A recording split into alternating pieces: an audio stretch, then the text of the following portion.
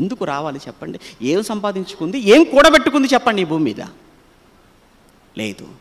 నా జీవితం సేవకు అంకితం అయిపోవాలి, నా జీవితం సమాజానికి అంకితం కావాలి, నా జీవితం అనేక మంది జీవితంలో వెలుగును నింపగలిగితే చాలు, అనేక కుటుంబాలలో సంతోషాన్ని నింపగలిగితే చాలు, అంతకన్నా నా జీవితానికి ఇంకేమీ అవసరం లేదన్నంతగా వృద్ధాప్యము వరకు కూడా సేవలోనే ఎదుటివారి సేవలోనే తరించిపోయినటువంటి ఒక మాతృమూర్తి కాదా మదర్ తెరీసా?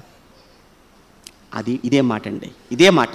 ఏమంటారండి 20 వచనంలో, ఎవడైనను నేను దేవుణ్ణి ప్రేమించుచున్నానని చెప్పి తన సహోదరుణ్ణి ఆయా పలు కారణాల చేత ద్వేషించిన ఎడల అతడు అబద్ధికుడు, అతడు దేవుని ప్రేమికుడు కాదు, దేవుని భక్తుడు కానే కాదు, అతడు అబద్ధికుడు.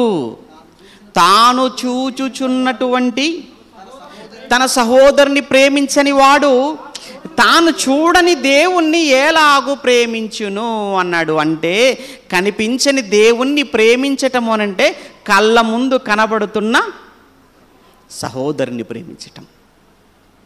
ఈ మాటేనండి. అంటే నేను దేవుణ్ణి ప్రేమిస్తున్నాను అని ఏంటి రుజువేంటి అంటే, కళ్ళ ముందు సహోదరుని ప్రేమిస్తే ఎవరిని ప్రేమించినట్టట? దేవుణ్ణి ప్రేమించటం.